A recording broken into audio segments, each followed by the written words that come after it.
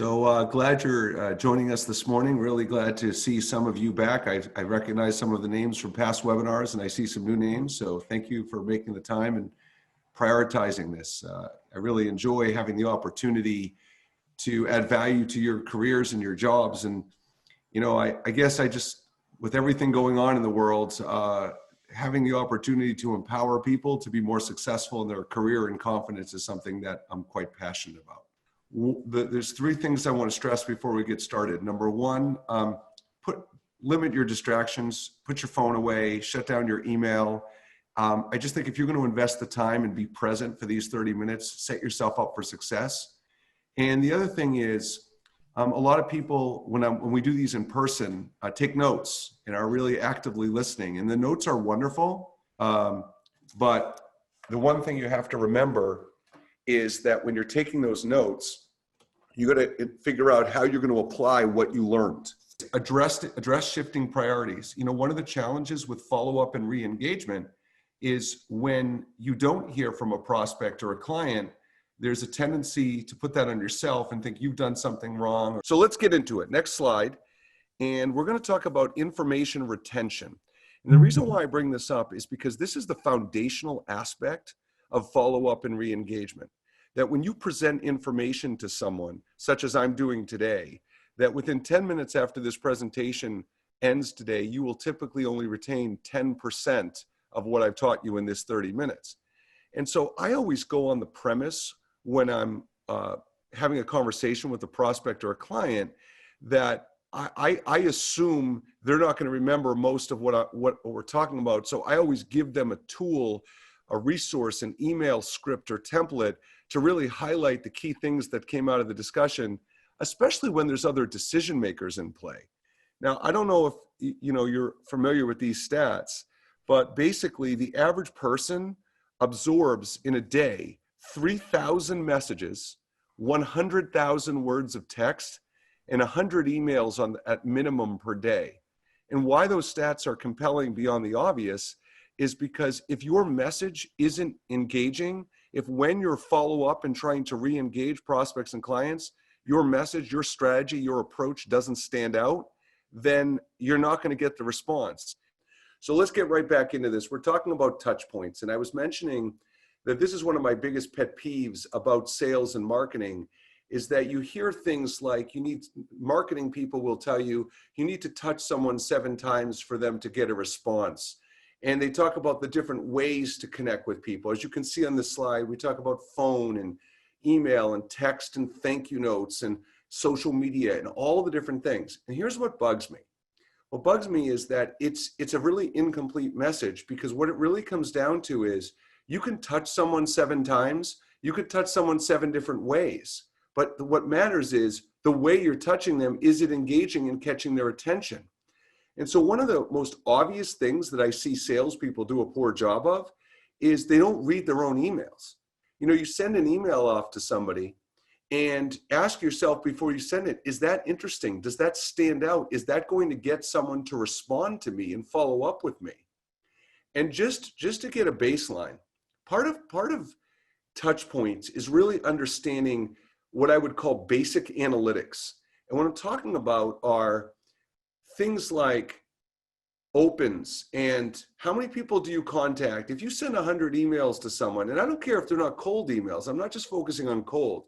If you send 100 emails to someone and you only get 10 responses, part of the problem is it's drilled into us in sales to expect such a low response rate to begin with.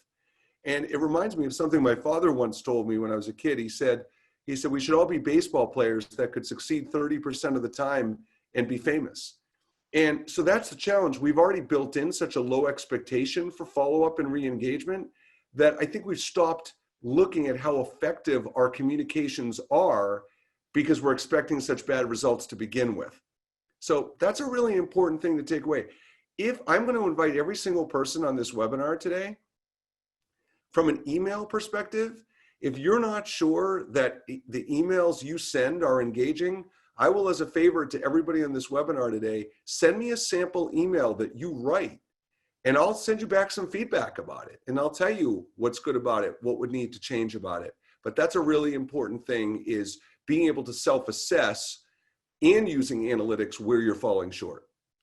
Next. So as I was just talking about the verbal and written approach, and one of the tricky things about a verbal and written communication is the styles are very different. You know, it's what you say and what you write have a different impact. When you're selling something to someone, if you use certain language or high-level concepts, you can explain it if they don't understand it. But when they're written, it's very different. And so I mentioned earlier about how do you communicate when you make a presentation to someone? How do you communicate after that presentation the things that not only you want them to remember, but the things that you almost want to give them like a script? And I know that's a taboo word in sales a lot, but you really want to give them a script so they have everything they need. So when they're presenting to other decision makers, it could be a husband and wife if it's a B2C situation. It could be business owners, fellow leaders, or C-suite executives. But how do you prepare and set them up for success? Because you know how it is. You would want the ability from a follow-up perspective, if you could meet with those decision makers yourself, that's always the most ideal place to be. But when you can't, you literally want them to be your voice and your champion, and you need to make it as easy as humanly possible. And I want to give you one other quick example about that I think is really important for most of you on this phone call. You know, when someone offers to make a referral for me, one of the things that I'm really mindful about doing is I give that person everything they need. So for instance, if a person says, Mark, I found a company or someone that I think would be interested in talking to you, I'm going to make an email introduction. Think about this, everybody, for a second. When that person says, I'm going to make an email introduction, they don't really know how to introduce you. They know they like you, they know they trust you, but to actually put an engaging paragraph together in this email introduction that would make their colleague look at that and go, oh my God, I really need to talk to this person. Most people aren't going to invest the time to do it and don't even know what they would say. So typically, part of my process is when someone's going to make a referral to me, I will actually create the email template for them. If there's attachments, I'll include the attachments. And the only heavy lifting that person has to do is they need to add 2 or 3 sentences at the beginning of the email to personalize it. But if you're reaching out to someone on LinkedIn, I'll give the LinkedIn template. If it's email, I'll give the email template. And if it's going to be a phone call, which we would all ultimately hope that someone would even make a phone call on our behalf, I'll give like a little outline of 3 to 5 bullet points I want this person to cover on the phone call. So look, if people are nice enough to make that referral, we need to provide the written and verbal communication guide so they know how to accurately talk about us and represent us the way we would if we were doing it ourselves. Next. So let's talk about this concept of give before you get. So what's interesting about follow-up and re-engagement is when I think about, let's take it from the stage you've actually had a presentation. And then you send this email that I'm talking about, that's the guide, which we'll get more into in a couple of minutes. But the question is, you send the email, you agree you're going to follow up with the person next week. Next week comes and goes, and they don't follow up. And I don't know about you, but my tendency in sales is when we agree to a follow-up time, and then that follow-up time doesn't happen, I start to draw all kinds of conclusions. Well, I guess they're not that interested, or maybe something came up, or maybe I didn't do a good job on the presentation. And so I start to float all these different ideas in my mind. But what's interesting is when they don't show up, instead of assuming or guessing, we don't even seek clarity to try to understand why they didn't show up. And what we tend to do is we'll send some lazy half-ass email that says something like touching base or following up. And then of course that first sentence of that email, I bet some of you are smiling right now because you do this. And you're saying, hey, I'm just checking in to see if we can reschedule. Don't do that. Like those are useless, meaningless emails and they don't take any thought or creativity whatsoever. Now you want to do a high level, A+ standout sales thing. When they don't follow up, instead of saying checking in, let's reschedule to see what happened, send them a resource, send them an article, of something related to their industry or your solution that says something like, hey, I know we haven't had a chance to connect yet, but I wanted to send along this article. It really fit into what we were talking about in our discussion, and I thought it could really be a good source of knowledge for you. That's what I mean when I say give before you get. Because it's almost like as salespeople, we get in this mode where once we make that presentation, that was our give. And now we're waiting for the get. Now we're waiting for the instant gratification, the follow-up, the close, the commitment to do business. And so think of it differently. Don't send the lazy email. Send a tool or resource that re-sparks their interest. Because remember what I said at the beginning of the call, information retention. So if that person who was hot and heavy for your product or service in that initial call, a week later, right, they might have lost most of what you said, and they've kind of lost the motivation. Which brings me to one other tip I want to mention. The other huge consequence to sending a just checking in, touching base, following up email is because people are getting inundated with information, they may remember you, they may remember what their product was or product is, but they may not remember why this was a priority or they were that interested in the first place. So another technique I do when I follow up with people via email is I will copy and paste from my original email recapping the key things, and I'll say what I said about sending a tool or a resource, and I'll say, hey, just wanted to make sure this was still in line with what was most valuable to you. And so let them read 3 sentences to recall their memory of why they liked your presentation and why they were going to prioritize this in the first place. So that's why also the initial email after the presentation is important, because then you can utilize that information in follow-up emails as well. Now, one other quick point I also want to make before we move on is Google Alerts. I don't know how familiar you are all with Google Alerts. It is literally a 5-minute activity to set up. But for those of you who aren't, here's what Google Alerts is. Basically, you can type in keywords about your industry or about certain clients. So you get 1 email per day, a proactive email from Google that will send you any articles related to the keywords that you plugged in. So one of my funny keywords in Google Alerts is my name, because I want to see if anything comes up across the country about my name. And I found out there's a lot of Mark Altmans. I very rarely get updates about me, but the point being that Google Alerts, if you're in finance or wealth management or insurance or whatever you sell on this call, whatever you're here, if you have key clients, you could put the names of your clients in the Google Alerts. So if there's updates about their companies, you could send a congratulatory note.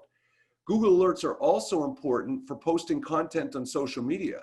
One of the obstacles I see for salespeople, if they're going to post content on social media, or if you're going to do what I suggested, which is to offer a tool or a resource in an email, you have to find the article. So you can sit there and search around on the internet for a meaningful article to send, or you can have the articles come to your doorstep every day, once a day, scan through and see if there's anything relevant, and then just copy and paste the link in an email or on LinkedIn or something like that.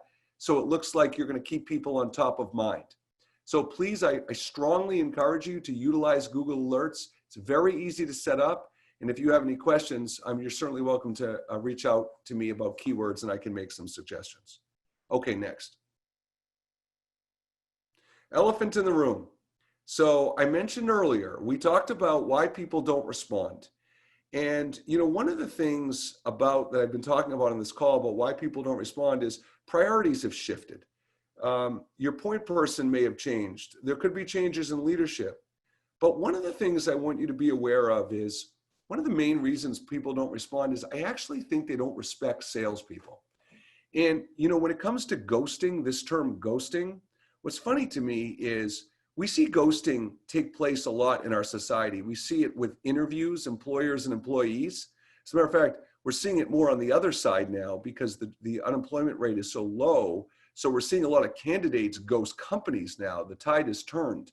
We see it on things like online dating. We see it in prospects responding to salespeople. it's like even if they make a commitment or agreement to talk, there's still no follow-up.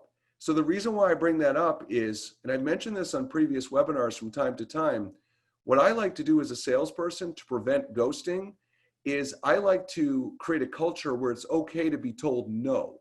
So I will say to a prospect pretty early on in a conversation, I'll mention, listen, I just want you to know that I have a thick skin, and if at any point in our interaction, you don't feel like this is the right fit, please let me know, I can take it. And the reason why I say that is because probably in my mind, the single biggest reason that the follow-up and re-engagement struggles is because prospects on the flip side don't like to deliver bad news, and they don't like to break your heart. So by stringing you along or by avoiding or delaying giving you this news, I think subconsciously they think they're doing you a favor, when what they're really doing is themselves a favor, because they don't want to go through the exercise of giving you the bad news. So it's really important to recognize things like that and setting the culture that it's okay to safely communicate a lack of interest or specific questions they might have or concerns, because people are funny that way. Typically, people don't advocate for what they need and want. They're worried about how they're going to be perceived and judged.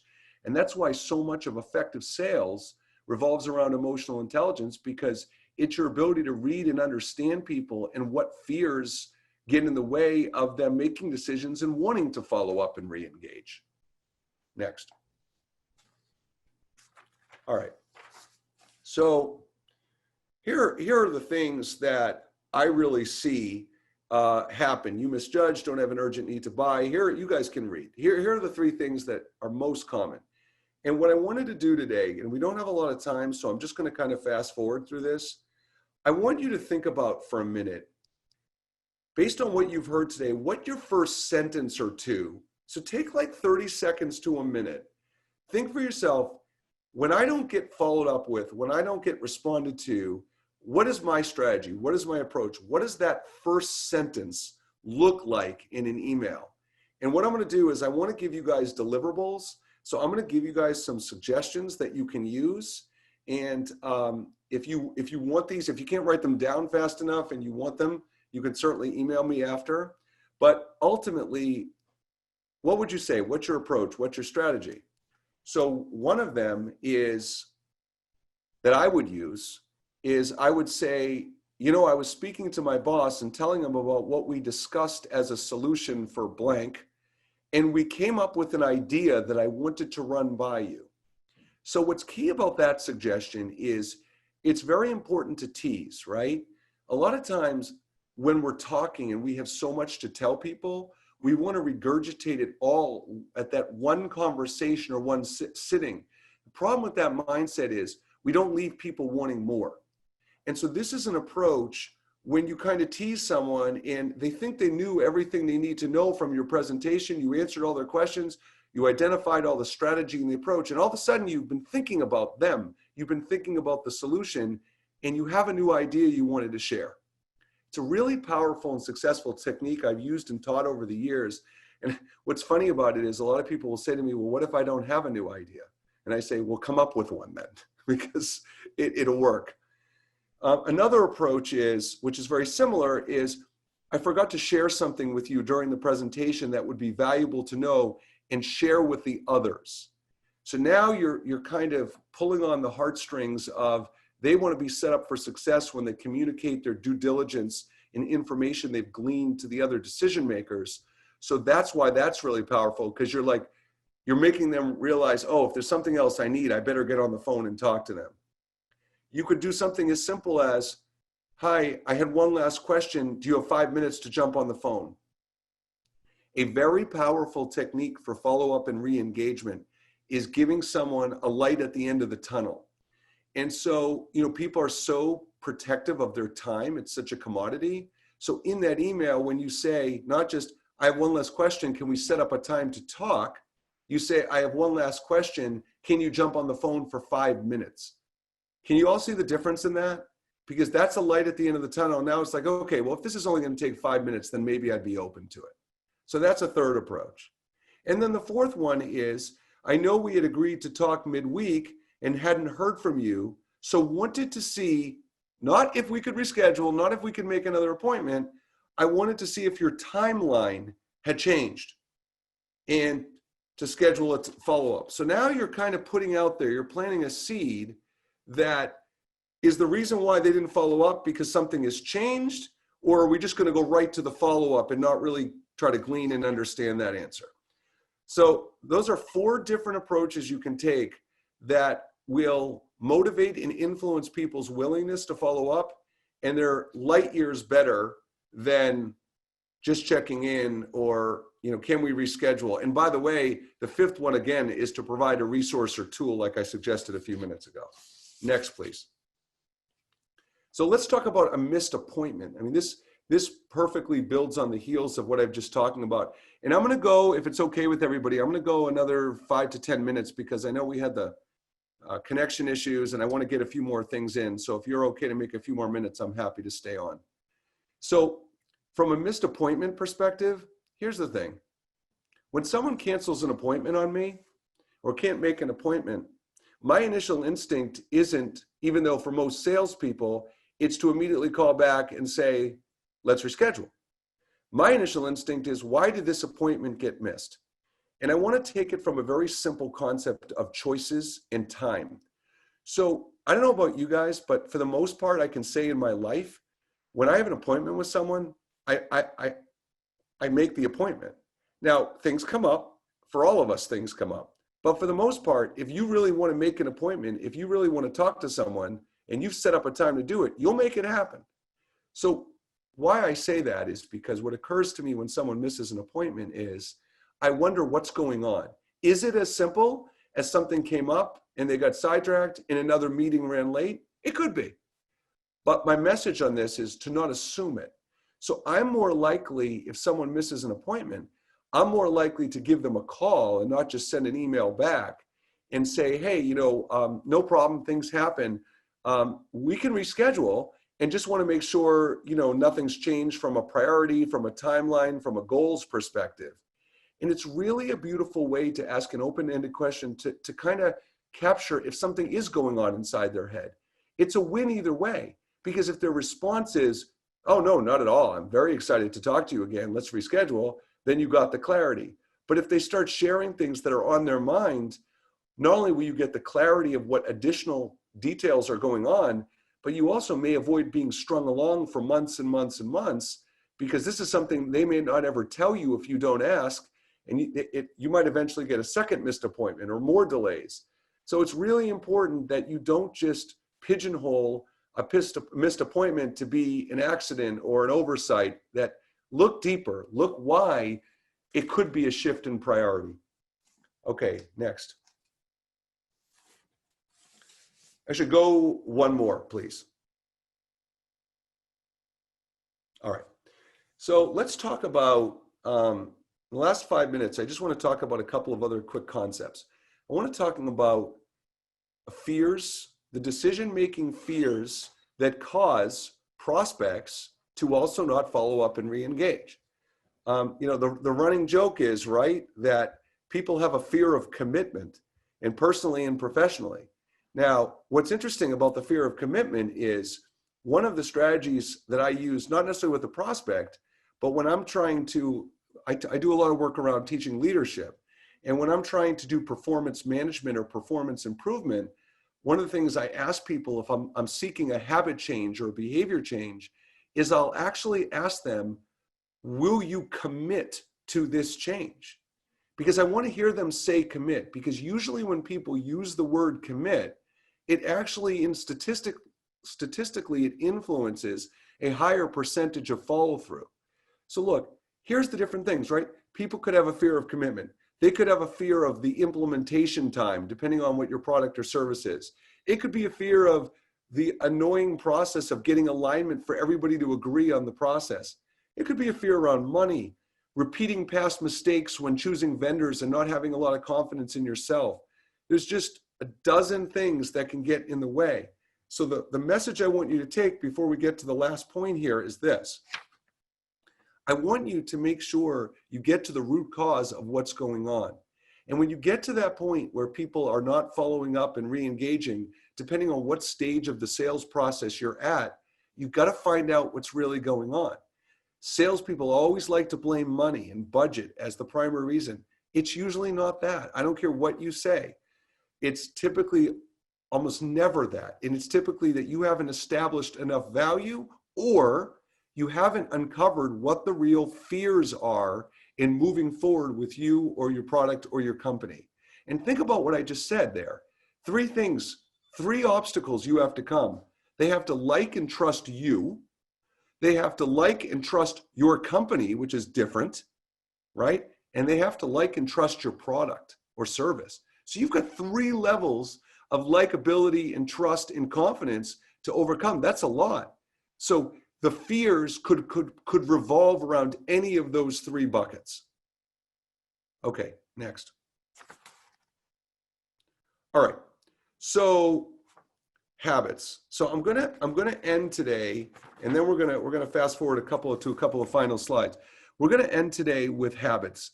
And I mentioned it in the beginning of the presentation. I asked you how you are going to incorporate your notes into your process. If you like the things I'm talking about, you haven't been doing these things, or if you've done them in the past, how are you going to find a way to remember to do them in an ongoing fashion? We're talking habits. So I'm challenging you all to think about not just how you're going to use the notes and the routine in your process. I'm challenging you to what you're going to do, what steps you're going to take to facilitate the building of that habit. And when it comes to emails and things like that, it could be as simple as just having a starting template or starting 2 sentences in a template. But the bottom line is, no matter how much you like this webinar, and no matter how much you like the tips and techniques you learn from anybody, if you don't have a plan to build the habit and incorporate in the process, it's not going to happen. Okay, Mark, can you go to, let's see, it's because we're kind of out of time. Can you jump 3 slides, maybe 4, 3 slides? Okay, yeah, this is perfect. All right, so we'll do some rapid fire, go through these last slides. 1, invest in yourself. This slide is in there. You know, I find that during this pandemic and as companies start to reopen, there is no better time for self-development and learning. You can call me, I could do some coaching for you, or you can use resources online. There's lots of things out there, but it is time to invest in yourself. If you don't care enough about your growth and development as a communicator, as a relationship expert, as a sales professional, it's not going to happen magically. You've got to invest in yourself in the effort. Next. Housekeeping stuff.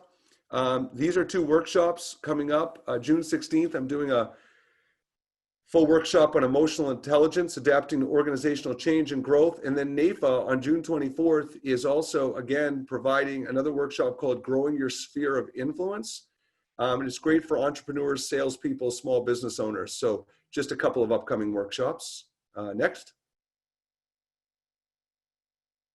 I will send you guys an email just thanking you with some tips and resources from today. I will also ask you if you're not already connected with me on LinkedIn, please connect. And if you see posts from today or various, and you did enjoy this webinar today, it means a lot to me if you either comment on the post or if you share the posts on your own network. Those little things actually mean a lot. And that would be wonderful if you'd be open to doing that. Next. And that's it. That's just some information for next time. And yeah, and I do want to add that really do apologize about the audio. NAFA and I have done several workshops together. This has never happened before. So I apologize for the inconvenience, but I'm hoping that, I'm assuming / hoping that the last majority of this was smooth audio wise. So thank you very much for joining today. Really appreciate your time. And like I said, email me if you have any questions or need any guidance or support. And otherwise, thank you to NAFA for pushing this on. Have a great day, everybody.